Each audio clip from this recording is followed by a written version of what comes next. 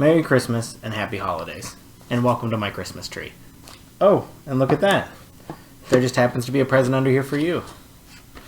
Oh. You're gonna love this. I just know you've been dying for one of these. It's a off-the-panel holiday special.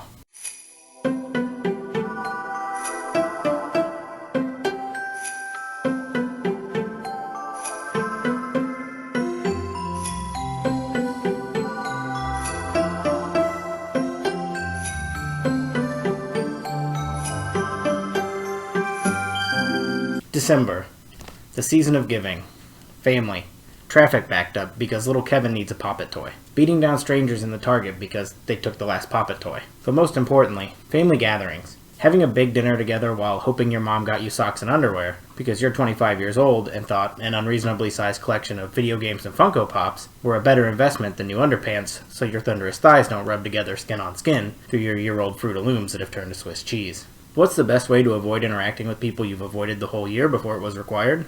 Watching Christmas specials, of course. The Rankin and Bass animated movies like A Year Without Santa Claus, Santa Claus is Coming to Town, and Nestor the Long-Eared Christmas Donkey are all staples of the holiday season, especially Nestor the Long-Eared Christmas Donkey. We all know that one. So I thought we could watch one of these specials that's a little more in the vein of what we do here, while also checking in with our favorite superhero team, the Justice League, to see how they like to spend this time of year. The great Paul Dini, creator of Batman the Animated Series and the rest of the DC animated universe of the early 2000s, had the idea to show us exactly how the heroes celebrate the holidays with his Justice League episode, Comfort and Joy. Comfort and Joy is unlike any other episode in the series. It's the only episode to be a one-off while every other episode ran in a two-part format, making it a great single episode for someone to watch that doesn't require any prior knowledge of the series. But more importantly, it encompasses all the major themes of Christmas through the branching storylines. The episode opens to 5 of the Justice League members in a battle right before they go on Christmas break. After the battle is over, they all share their individual plans of how they will be spending the holiday season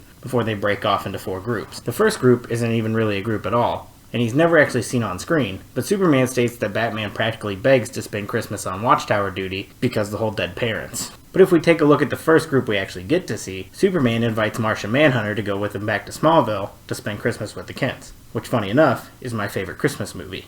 Now, Martian Manhunter is obviously a green alien from Mars, where they don't celebrate Christmas, and he has nowhere else to go because his planet was taken over by white Martians, and he is the last surviving green Martian. When we get to the Kents, Superman turns into a child with Christmas joy, trying to x-ray vision through present boxes lined with lead, and wanting to light the Christmas tree, while Manhunter struggles to understand the holiday. As the night draws in, he flies away and observes the Kent family and the people of Smallville, where he finds a little girl waiting up to see Santa. Manhunter flies down the chimney and takes Oreos left out for Santa, and finds a church singing Christmas carols. These events, with the Kents gifting him a Christmas sweater when he didn't bring any gifts, shows Manhunter the joy and the meaning of Christmas, as he spends Christmas morning singing to Streaky the cat. This story really gets into the main themes of Christmas, showing that even the littlest of things can impact others, like inviting someone who has nowhere else to go, or giving a gift with no expectation of receiving one. But if we jump over to our next group, Hawkgirl and the Green Lantern, we see a different way to celebrate the season. They start the day with a massive superpowered snowball fight between the two of them, before Hawkgirl suggests they should fly away to another planet.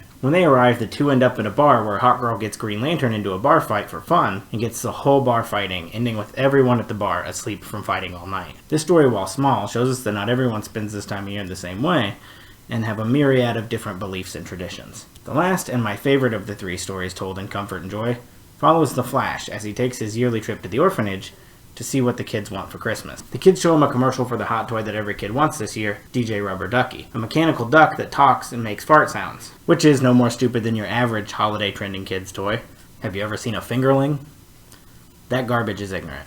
The Flash sets off to find that every store is sold out, so he heads to the manufacturer of DJ Rubber Ducky, where they give him the very last toy they have. On his way back to the orphanage, Flash stops to fight Gorilla Grodd, who has escaped from prison, and Grodd breaks the Rubber Ducky toy in the fight. Flash gets upset and gives up the fight because he can't keep his promise to the orphans, so Grodd decides to help Flash rebuild the toy, after knocking him out, of course. And the two of them take the toy back to the orphanage, ending with Flash taking Grodd back to prison, but leaving him a present in his cell. This last story shows us the importance of giving to the less fortunate. Sure, Flash only managed to get one toy for all the kids to share, but even the one toy was enough to bring joy on a day they would have otherwise had nothing. So however you spend this last day of this year, use some of the lessons the Justice League taught us today.